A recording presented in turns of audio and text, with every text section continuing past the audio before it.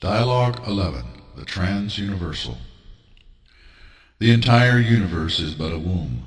The real universe begins at the door to the infinite, lying just beyond these familiar confines of form and blindness.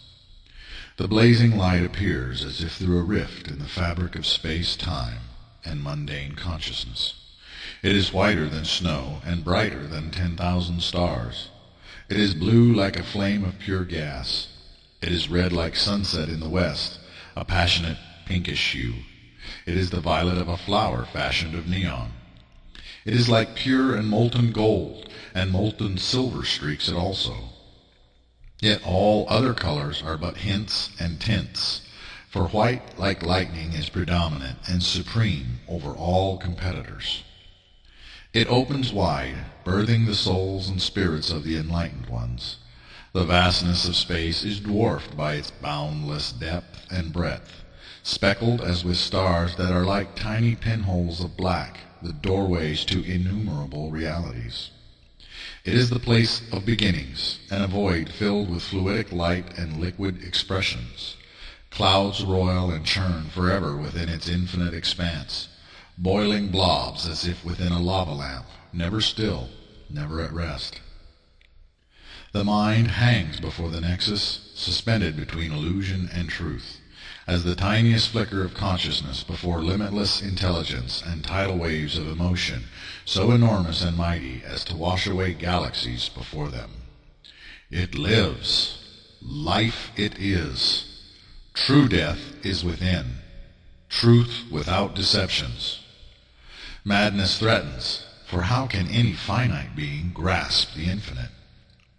It is the end, and somehow the beginning of everything that is, was, and shall be. Nothing came before it, and nothing will outlive it. How fragile is sanity upon that threshold of ultimate awakening. Does a man recall what it was like, how it felt, how disoriented he was when first born into the world of matter? Only just emerging, confused, dazed, unsure, without understanding of anything, unable to clearly see or perceive of what had just happened. Yet, in that moment, all one's life, indeed every life that has ever been lived, from the split second of the universe's creation to the present instant, has been just a foggy dream of existence. Every trauma and terror, every joy and success, every lover and loved one, every enemy and betrayer seems a vague and insubstantial thing.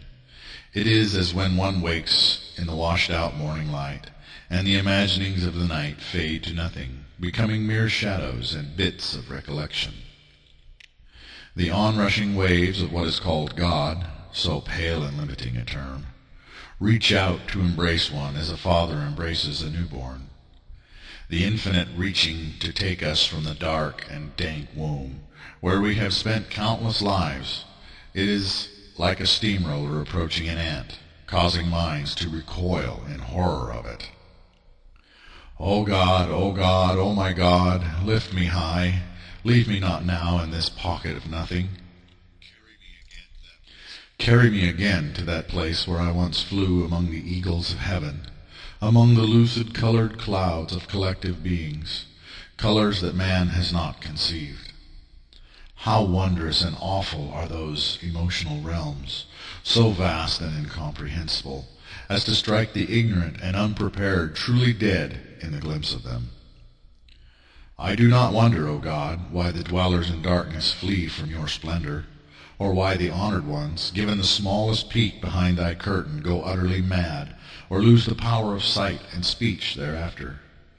How many are those that reside now within the asylums of man, who have been given that chance, their minds broken, never to utter a cohesive word or think an organized thought again?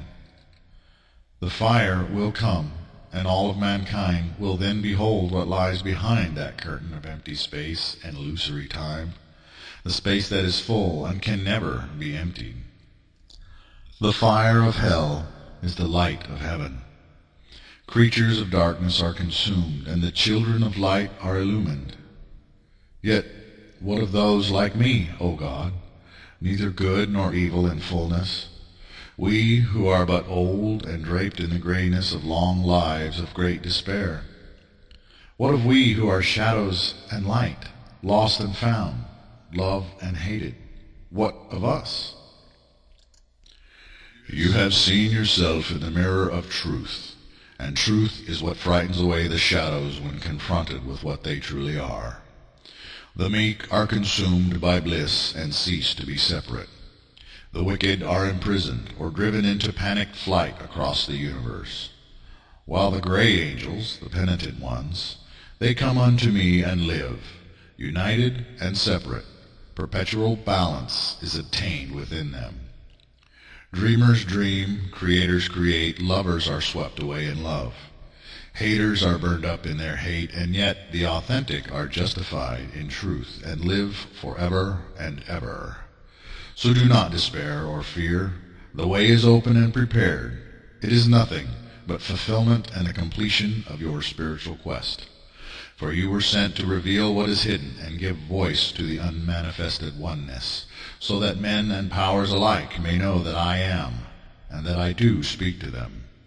Revealer of the way, lowly and afflicted among men, you shall take your place among the elect, and never look back, and never forget who you are again.